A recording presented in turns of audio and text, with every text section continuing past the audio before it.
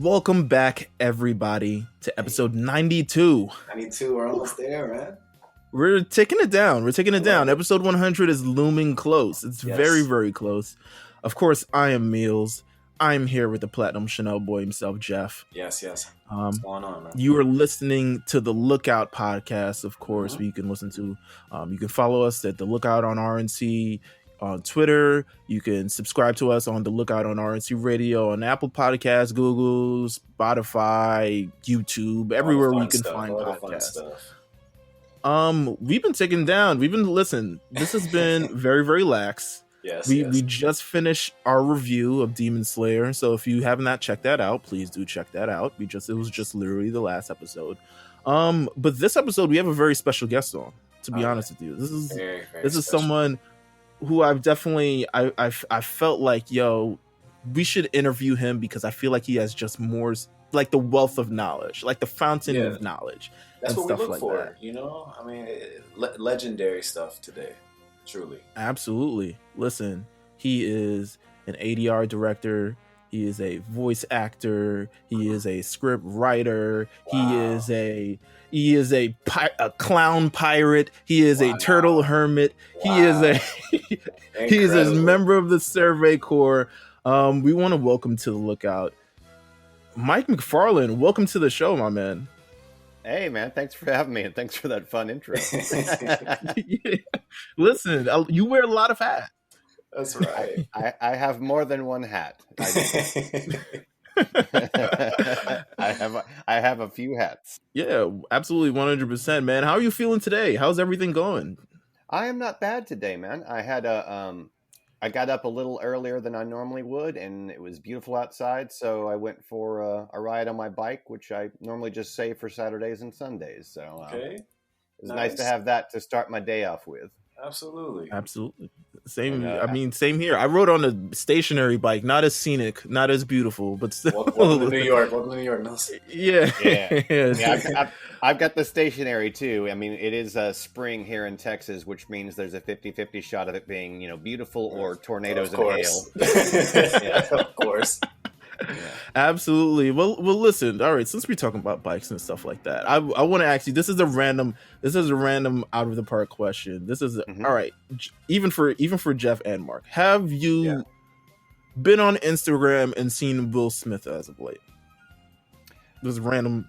Let's see. I think I saw one picture of Will Smith where it was like, this is me now or something like that. But outside of that, I haven't seen very much of Will Smith on Instagram.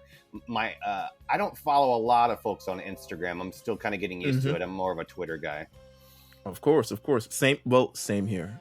Absolutely same here. I bring this up because, and you say you're a Twitter guy. If you go on Mike's Twitter, the first thing you see is this man whose body who's transformed, who is showing off his, what he's been doing for the last year, working on his health, working on everything. I want to ask you, was this in terms of working on your health? Because you say, like, listen, you dropped a lot of weight. You feel like you're in the best shape of your life. I don't know. Was working on your health a priority in this last year with kind of everything going on? It was, and to be honest, the picture itself, really, as far as the way I look at it, was more of a I knew that it was time for people to do New Year's resolutions. I don't want to just say, hey man, if you're making one like this, I know it's hard, but I'm pushing for you, and I know you can do it. And here is the result because I did this last year. So please believe that all things are possible. Absolutely. But I am someone who, as you mentioned from all the hat wearing and such, I'm pretty busy. Like I work really long days. So I didn't always prioritize my own health and my own, mental well-being, physical well-being, all of those sorts of things. I was like, I really got to push for, to get as much work done as possible and to meet deadlines and all these sorts of things. And in the between time, I'm just going to crash in between and just totally rest. And the balance was not good, and it was not good on my end. Like I needed to manage my time better. Like it wasn't anything that anyone was doing to me. It was what I was doing to myself. So with the pandemic going on, it took for one thing it did do was take a lot of my driving time out of places, to places commuting. To go. I didn't have to go anywhere or be anywhere. I mostly worked out of the house, so that took a couple of hours a day of time that I had back that I could put towards something else. And I had always, for the past several years, have just said, well, I just don't have time to do this anymore, and I guess this is just the way life is. And that wasn't true. Once again, that was just me, not prioritizing things and not sorting my life out properly. But it did offer up time that it didn't previously have. And so I wanted to put it towards, well, I'm going to get back into trying to, be healthy, be fit. And, along with the commute being taken out, I'm also making a lot of my own meals because, we're not going to go to restaurants and things like that during this time period. So I learned how to cook more for myself. I learned how to, experiment more with spices and try different foods and just all sorts of things to see what I could do to feel satiated as far as my hunger goes, but also eat things that I thought tasted good. I didn't want to be like, yay, we're on a diet. Everything tastes like styrofoam. You don't want that. I don't want that. So I wanted to make sure that I'm like, I can eat things that are healthy for me, but find ways to make them taste good that don't make them bad for me. Absolutely. So it gave me a lot of time to do that too. So I'll say, just reading the comments underneath the post, man, you definitely inspired so many people. I know Meelz he's a gym nut as well. So it's awesome. We definitely appreciate it, and we're proud of you, obviously. Oh, thanks, man, it's incredible. I'm the people, leaving you messages and saying how inspired they are. That's incredible. I really appreciate that. Yeah. If you will notice throughout my, if you look through a lot more of my Twitter or whatever else, I don't tend to post a lot of like selfies and pictures of myself and things like that. So even just putting that up there was like, it was kind of a big deal for me. So, I'm not like, I'd imagine. I'm not a constant like, look at me every time I post something. It's more about like, hey, here's a cool thing I worked on, or here's this cool show I watched or whatever. And lately it's also been like, I'm still doing it, guys. I'm still doing the exercise thing. That's awesome, man. But yeah, that took a lot of mental fortitude or whatever you'd like to call it for me to go like, I'm going to put that up there because I think it might help people. Man, good for you, Mike. Seriously, that's incredible. Thank you. Yeah, absolutely. I mean, thank you very much. The last year, I mean, we asked this previously. We interviewed last year. We interviewed Gabe Kunda earlier this year. Gabe. Great guy. He's a great voice. Great voice. Yeah, I've worked with him many times. He does a great job, and he's a really good dude. Absolutely. We asked them the similar question. Do you remember the day where everything kind of shut down, and how did it kind of affect?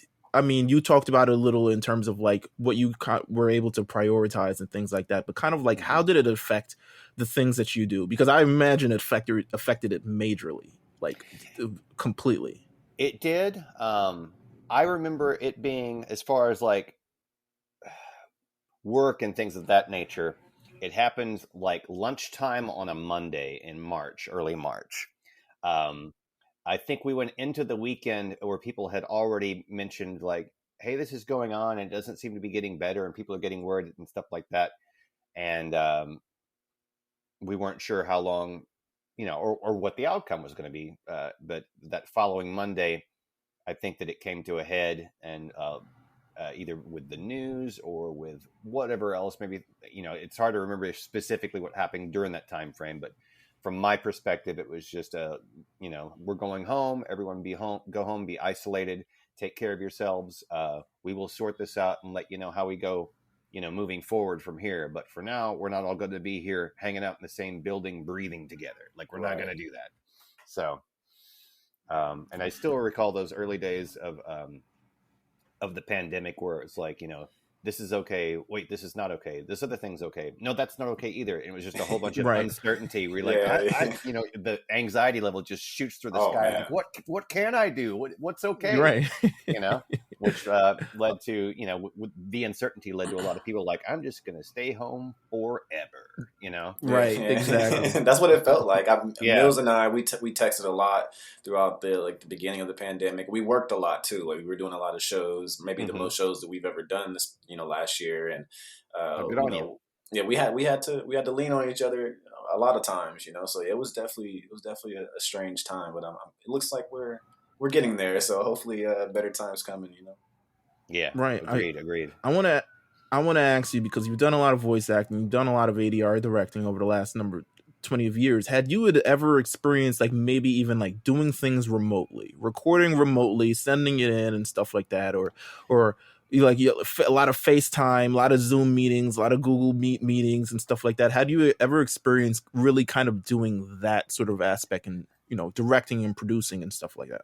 I had done a bit of acting for someone else in a remote capacity, in a voice acting capacity.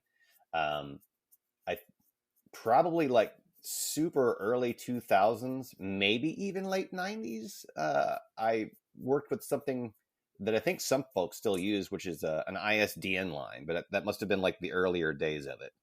And I was being directed by someone in another state through an audition process. And it happened a few times after that, but that was like super early on. And it was definitely like I am on the acting end of things without knowledge of how any of this stuff works. I'm going to a place where it works and I can just show up there locally, and then someone across the country or wherever can hear me, and things are fluid. And at that point it's magic. I have no idea how this works. It's just magic. But as far as beyond that, rarely, like I don't even like use FaceTime very much when I talk to people. Like I do so now, because, how else are you going to see a lot of folks? But leading up to the pandemic, I didn't do a lot of that.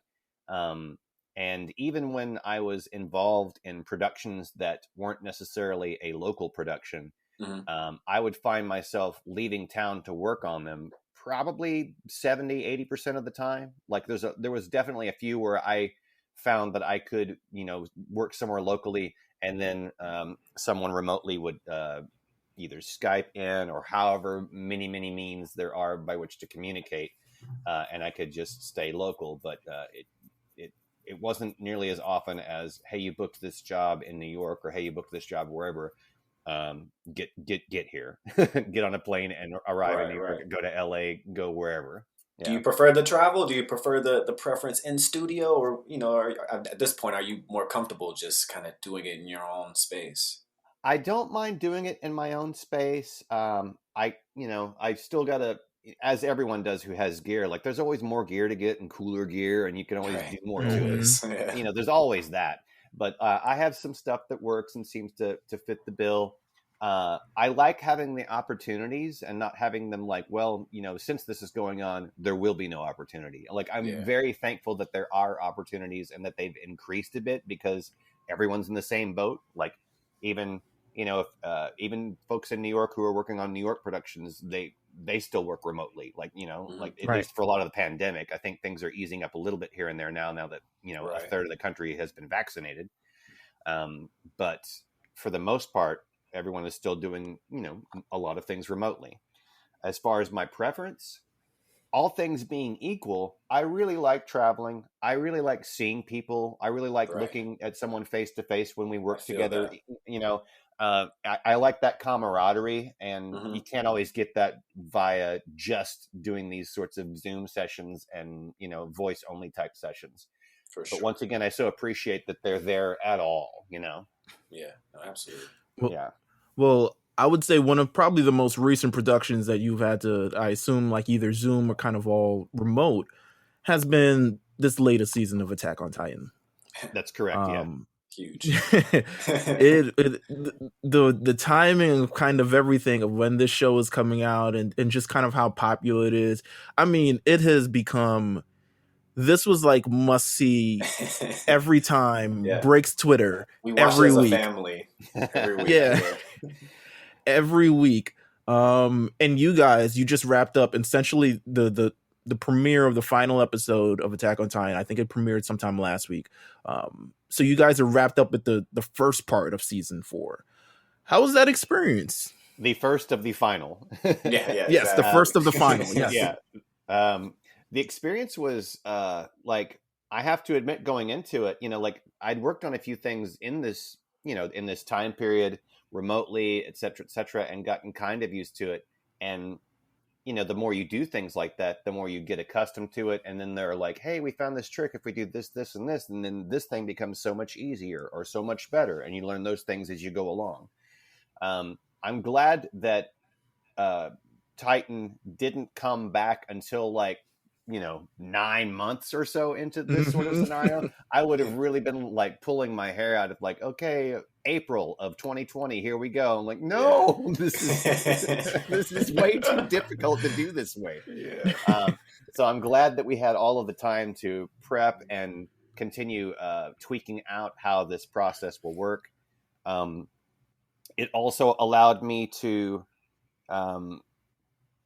have some interesting opportunities with the casting. Attack on Titan has always been a show that's had people from, all over the place that work on it. There's some Los Angeles actors, and there's some various places around Texas in general. Like there's some Austin actors and there's some Houston actors on it.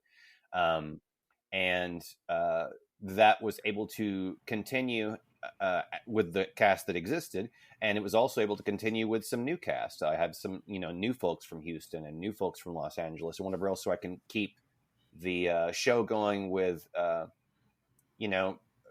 interesting array of folks who've never ever collectively all been in a show together before, ever. Right. So, and that's important to me.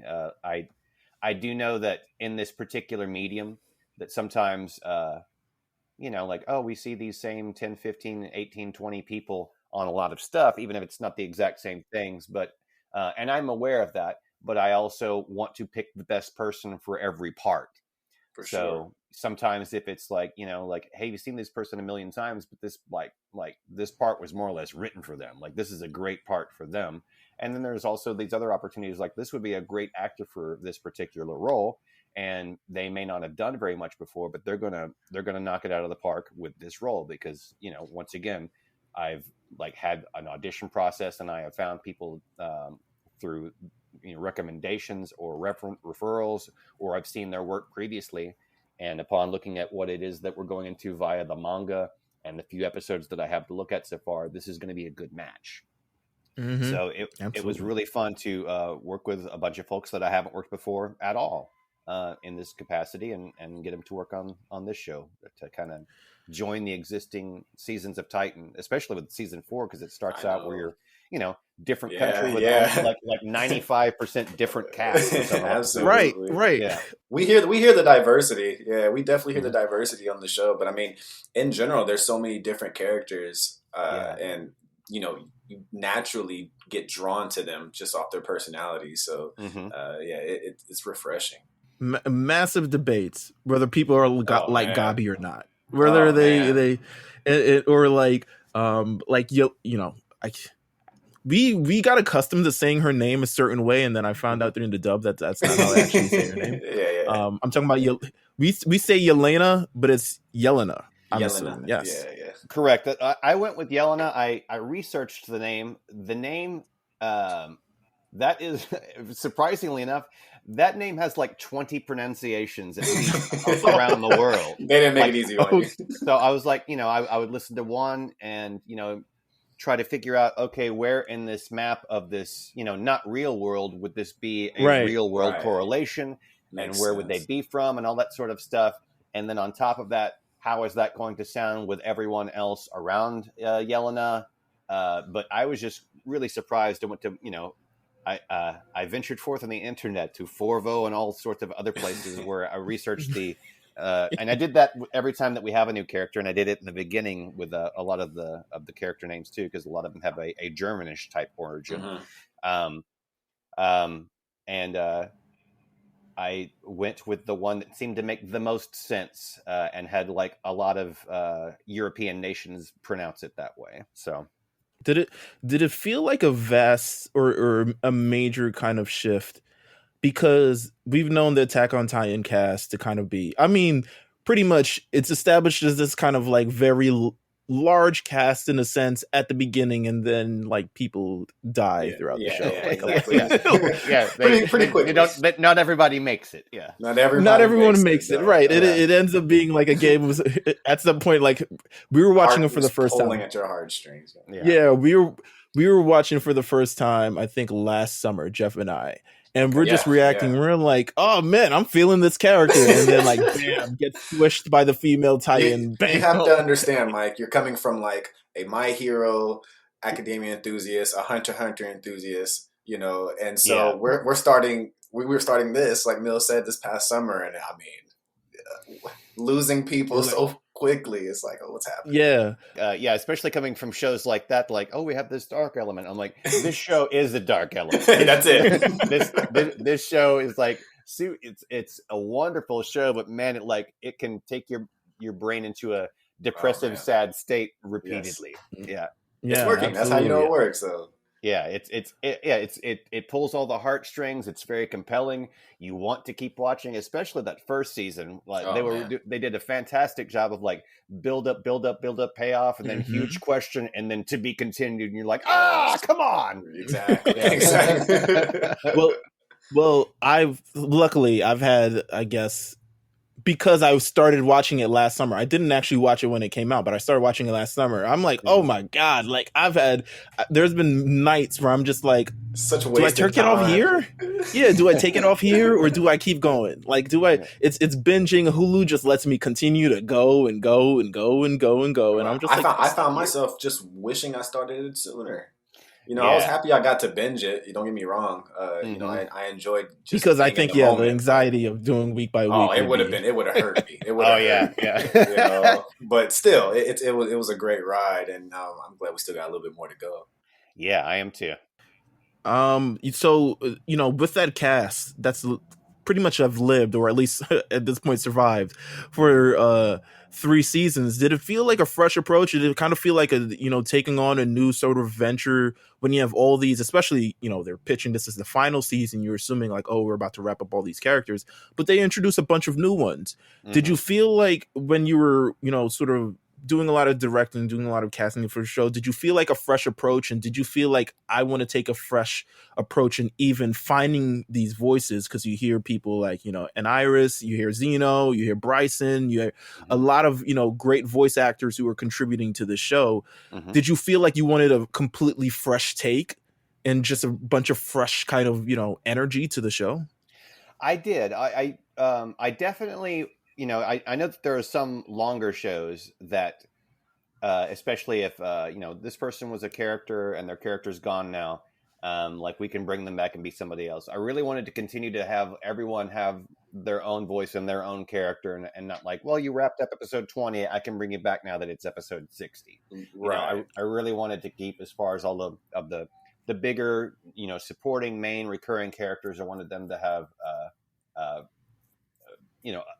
an actor and a voice unto which themselves, and not a bunch of doubling and tripling up of things like that.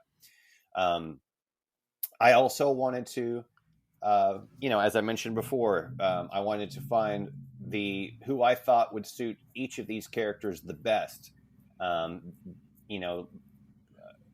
Granted, I want everyone to have a certain level of experience and a certain level of professionalism and, being great at what they do. For sure. But I also, it doesn't need to be just people who've been doing this 20, 30 years.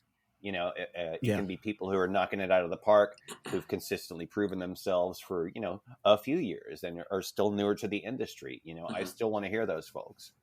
There were folks that came around in the very first round of casting in the first season, where, they are accomplished actors and had done voice work before, but they'd never done anime ever, and I still cast them in the show. And I think everyone sounds great. I'm really pleased with all the performances. Open doors, man.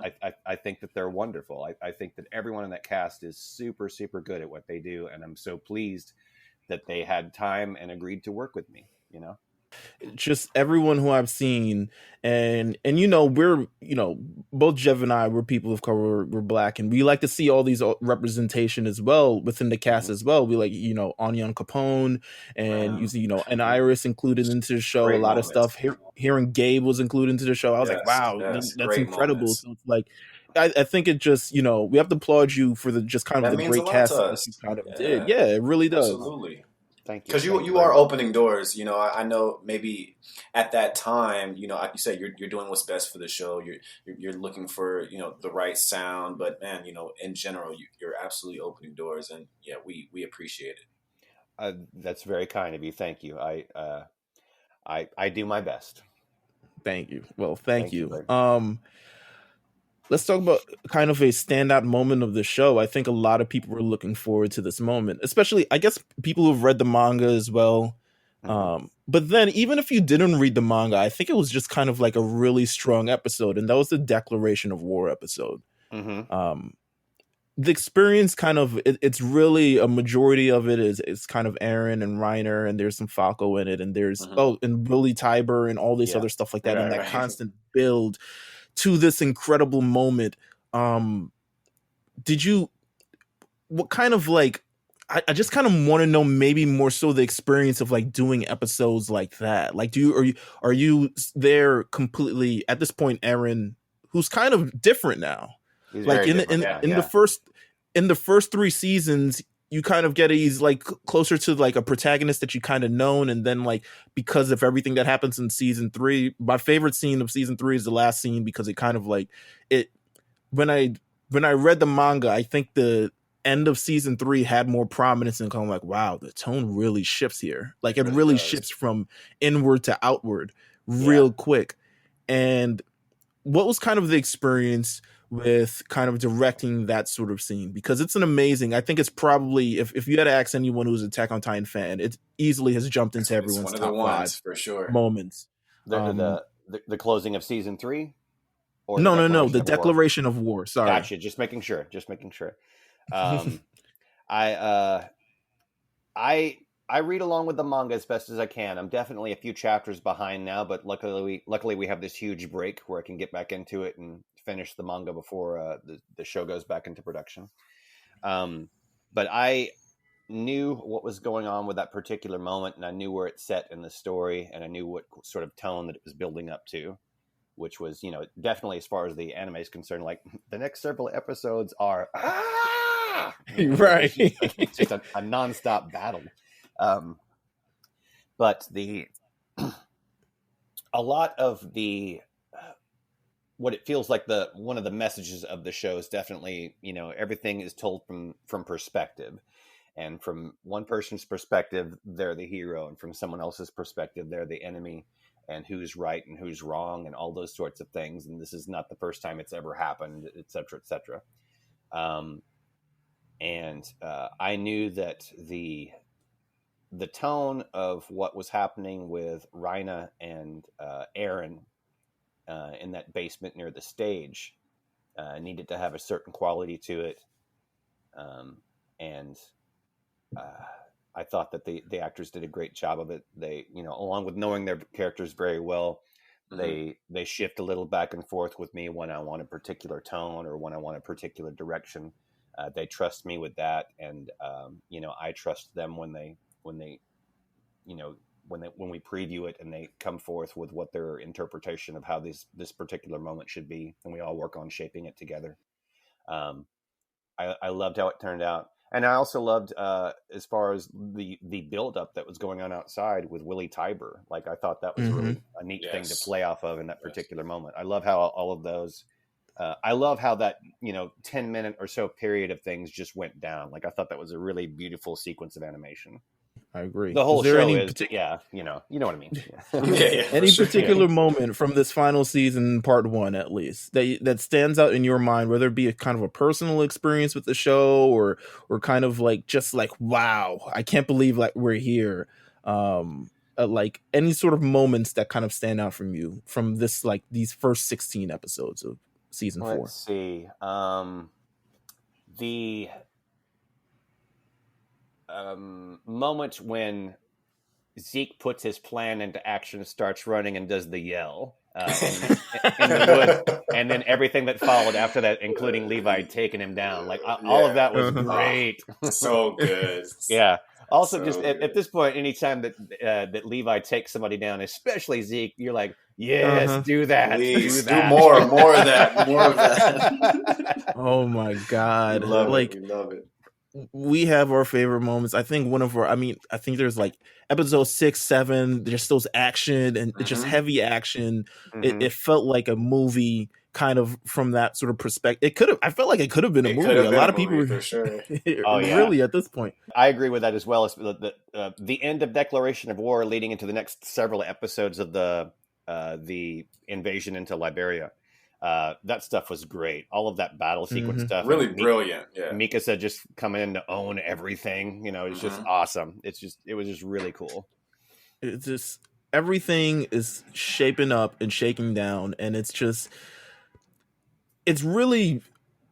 Would you consider this one of the kind of just the best anime that you've ever worked on, or maybe one of the best you just ever experienced? And actually, a second part to that question.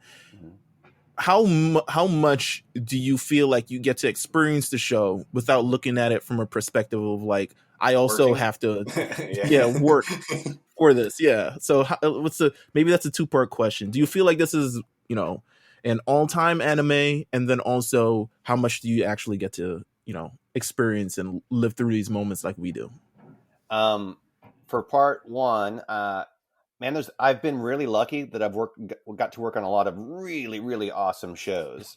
So it's hard to to make a top one of anything. But I will say that I love Attack on Titan. I love the tone of it. Like, this is straight up my alley. I love action. I love horror. I love thrillers. I love like high drama. I love all of those things so much, and Attack on Titan definitely has them. I love the story. I love working with the cast. I love the characters. It's way up there for me for sure.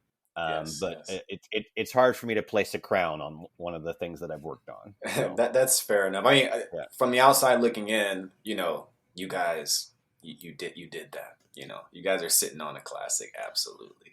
So. Yeah, I appreciate it. And it's just great to be part of it. Yeah.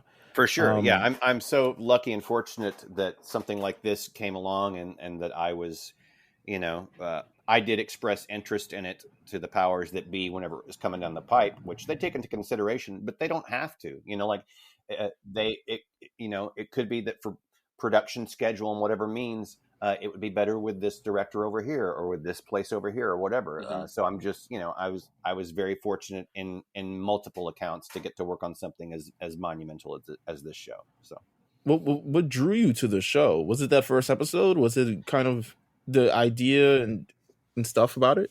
The idea in general, like the idea was compelling. I had a couple of people, the brand managers from, marketing and et cetera, other people from other parts of the building came in because they sometimes are privy to information as far as like what's coming down the pipe. Not that we're not privy to it, but we're working what we're currently working on. So we don't have as much time to look forward, So right.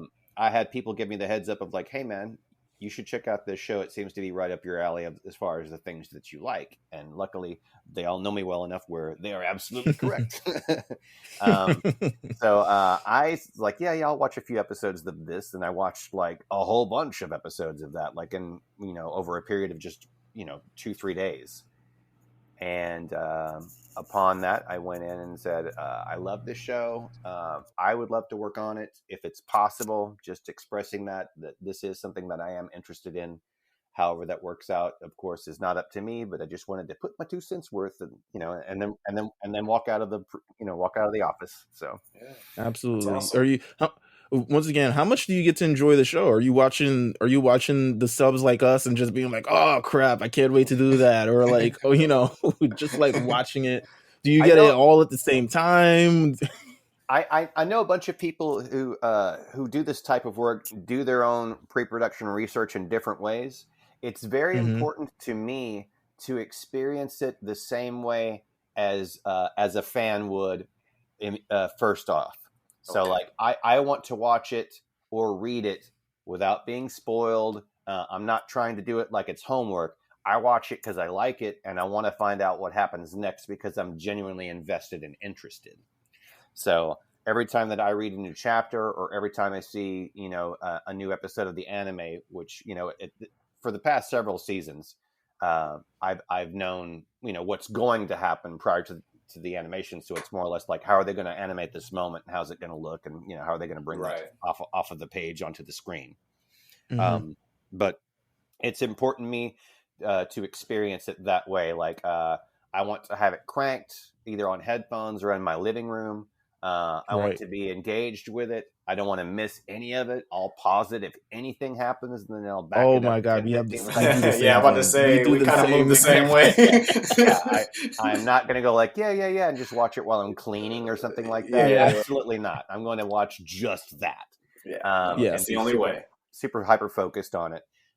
Sometimes the production part of my brain will pop in like, oh wow, they brought that person back. They haven't been in the show in 15 episodes, or or oh, this particular moment was shortened a little bit for whatever reason. Oh, but they brought it back. Then the same information is over here. That's interesting. Like I'll think of it that way from time to time, but I mostly just want to watch it because I'm invested and I want to see how it turns out. And I love the music and I love everything about it. And it just, the scoring was fantastic. For sure. Yeah. Oh man.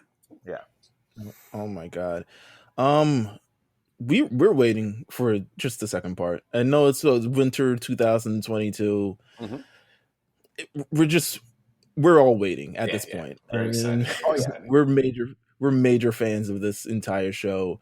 It's gonna end, which is gonna suck, but I think it'll live in time forever. To be honest with you, I think it's one of those ones, man. Sure. And as much as having a show come to an end can be bad, I've just over 10, 15, 20 years or so now, my mindset has always been, I would rather it come to a solid ending and just nail it than to go on endlessly forever. Absolutely. It doesn't need to be, Attack on Titan, CSI in space or time traveling. Titans in space. We solved this problem, but now there's this other one. We're doing this stuff. Like we don't need to do that. Like that, this story doesn't need that. It really doesn't. And I like putting the book in. I like being able to close the book and go like, wow, that was wonderful. I loved it.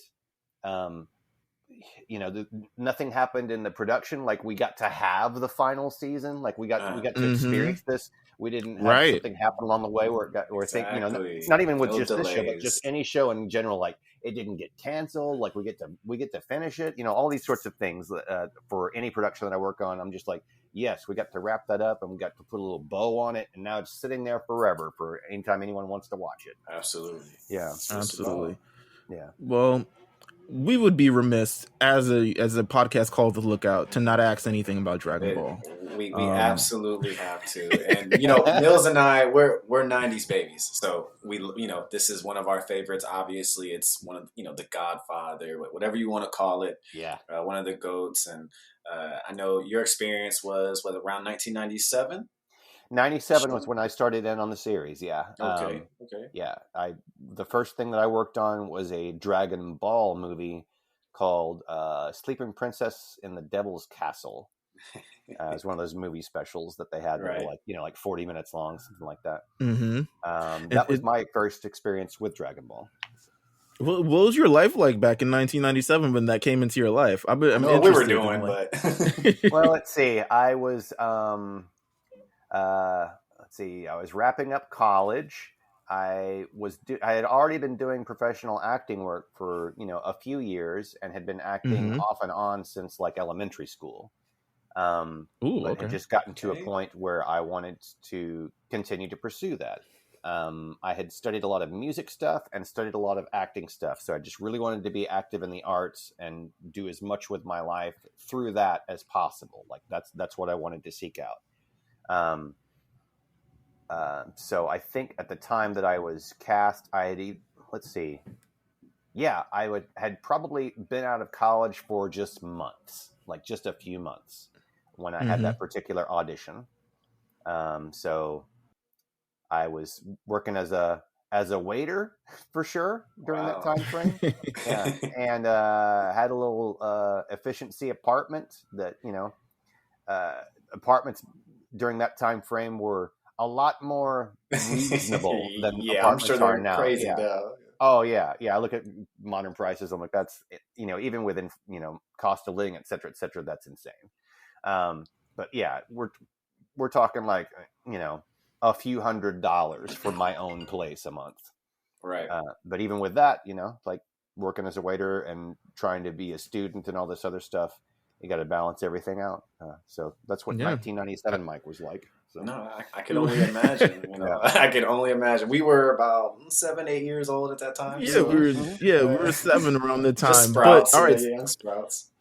I want to ask you that because consistently, I mean, you talk about like career work. What does Master Roshi kind of mean just to you and that you sort know what of you character had and doing that for for the last you know what was about to happen. This is 20 plus years. Yeah, Master Roshi for me was the gateway into all of this type of media. Like I had watched, once again being that I'm a little older than you guys, I watched things like Battle of the Planets, Star Blazers, and stuff like that, and that was the only and Speed Racer were some of the only anime that I had known prior to working in the industry. I had gone to the movies to see things like Akira and Vampire Hunter D and stuff like that, and Blood the Last Vampire. I think those were some of the films that I had seen prior to working on Dragon Ball. I knew that it was something that, I knew enough about it to where I was like, oh, there's merchandise. That must mean it's a thing. Yeah. there are That's a good indication. Yeah. Yeah, truly.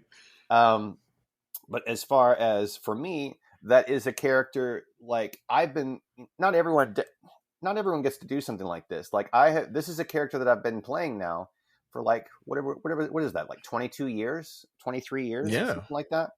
There's people who are, widely known for television roles and whatever else that, once again, the run of the show, either it got canceled or it just came to a conclusion or whatever, where you got to play that character for 3 years, 5 years, 6 years, something like that. Even if the show hasn't gone on, there's been video games and other tie-ins and stuff like that, where I've consistently got to come back to this character who's so fun to play for like over 20 years. Yeah, so it's a huge blessing, and it's such a fun character. And I'm glad that they've continued to shape him and, give him storylines and give him room to grow, even though he's, he was old when I met him. It's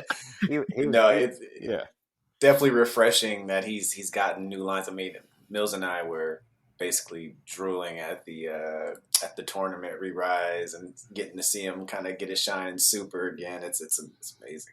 It was very cool. Yeah, I had so many people come up like Tournament of Power's coming. I'm like, cool, man. Because I don't get to research Dragon Ball as much because I'm not I'm not helping to make that dub production happen. I go in to do my acting and my part, and I find out what's up and what's been going on in the meantime. But I'm like already buried in lots of other productions that I'm kind of heading up and trying to complete on my own. So I can't do a lot of research on something where what my part is to go in and record for 30 minutes or an hour or something like that every couple of weeks. I can't delve 10 hours worth of research into that on a regular basis. So I rely on the producers and directors and things like that to fill me in. I'm like, okay, I understand, et cetera, and I see what's going on, and I have the wonderful seiyu's performance and the wonderful animation and stuff to work off of, so it all kind of works out. But yeah. Oh, that throws out my question of have you caught up to the manga? Have you caught up to the manga? And more so the question is like, are you, Dragon Ball Super? We've been anxiously waiting for a return. I think it's like it might have been like 1,123 days. Yeah. Who's counting? But are you ready at any time to throw the turtle shell back on and get back anytime Super decides like, hey, it's time. We want to enrich a new generation of kids has sprung. I guess it's time to do our thing again. Oh, for sure. Like, if and when I'm still interested for sure. So as long as they'll have me, and as long as I can physically do it, I'll probably catch up to his age at some point, and they might even still be making Dragon Ball. A couple fast questions before we let you go. You did some work on Mob Psycho 100. It's one of my favorite animes, just in general. Beautiful. Do you wish that there was another season of the show? Do you wish like it can continue? Because I feel like it's a really great show, and that it's a shame that we only have 2 seasons worth of this thing. I love Mob Psycho, and that's another thing where there's there's a lot of rich characters there, and there's a lot of room. Like the creators of that universe have created a really cool universe that has a lot of room to grow and to get to know more about this multitude of characters that are in it. I would, of course, love it if there was more of that. That's something, unlike the ending of what's coming up through Titan, or, back in the day of Full Metal Alchemist or something like that, where like there is a defined ending. This is where the thing ends. Right. I don't feel like Mob has reached that yet, like especially at least in what I've seen in the anime. So I would love for that universe to continue in some capacity, because even if it's not where I can work on it anymore or whatever, I still want to see it because I'm a fan and I'm invested, and I think that it's great. Absolutely. Dragon Ball GT. You don't hear a lot of conversations about Dragon Ball GT. I was working on that as Baby, and just kind of like we love Baby over here, by the way. Yeah. Oh, cool. Thanks. Yeah, Baby's a cool character.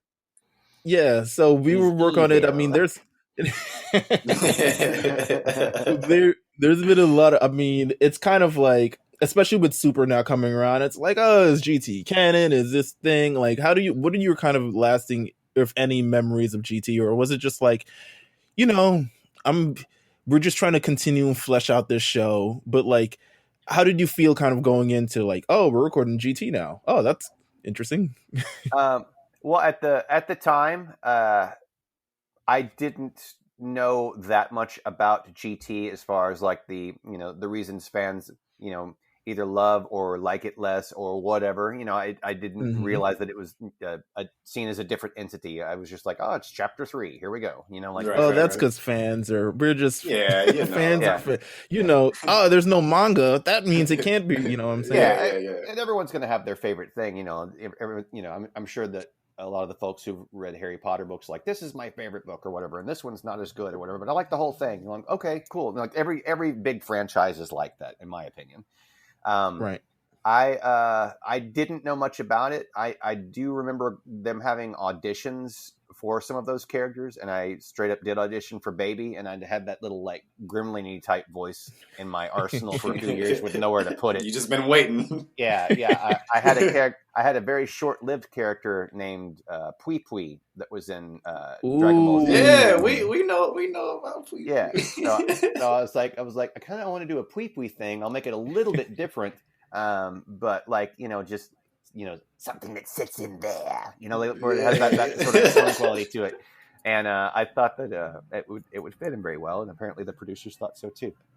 That's awesome. I loved getting to fight all of those huge fights as either the giant ape form or through Vegeta's body or whatever. Like it was all fun. That was a lot of fun for me to get to play a huge villain role like that.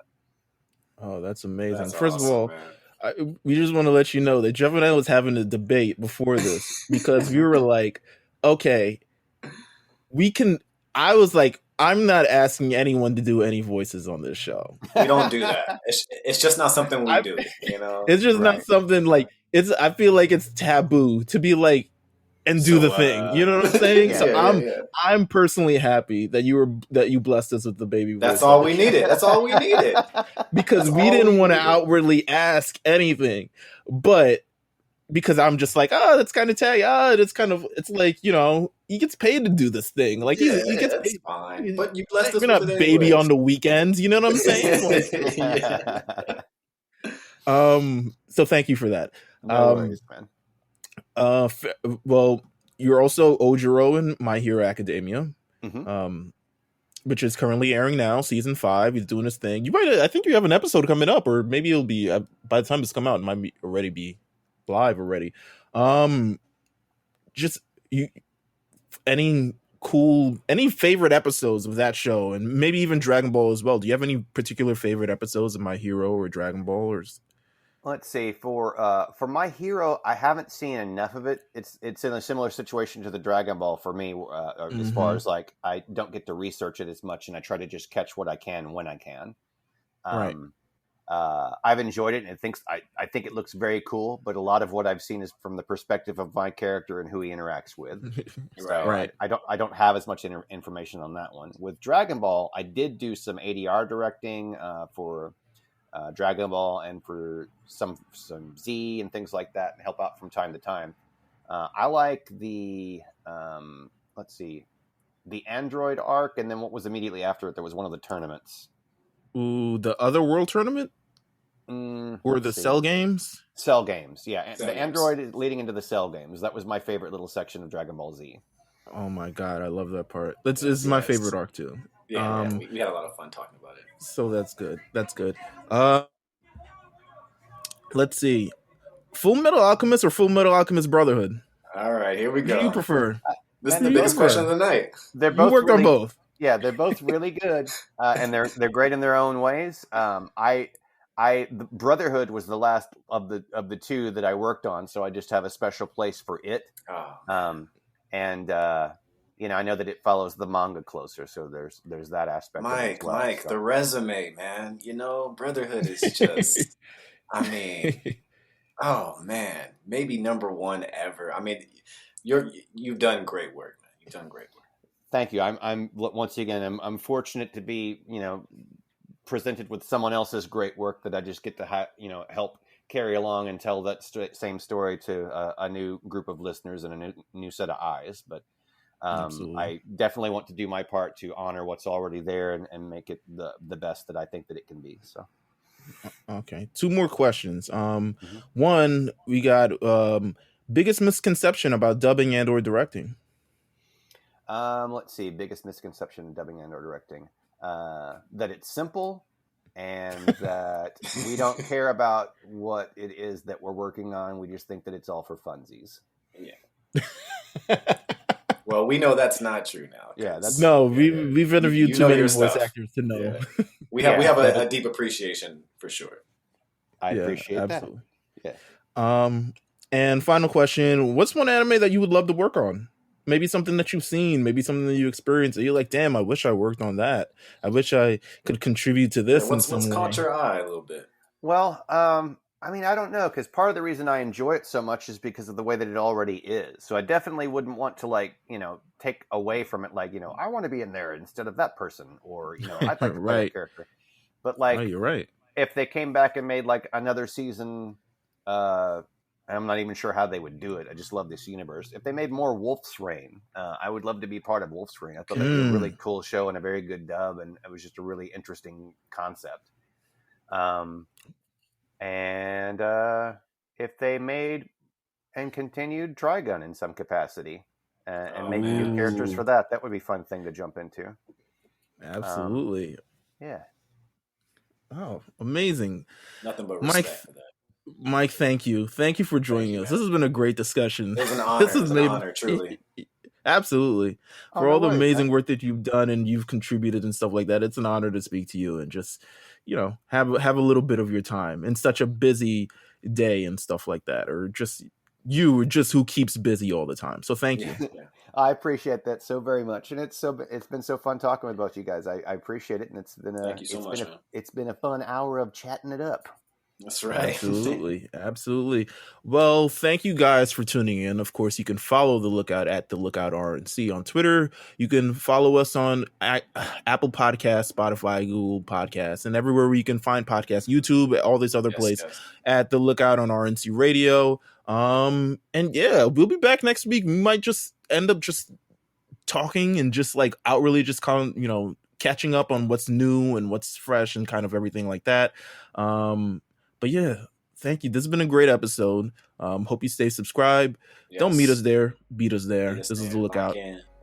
We'll see you guys next week. Take care.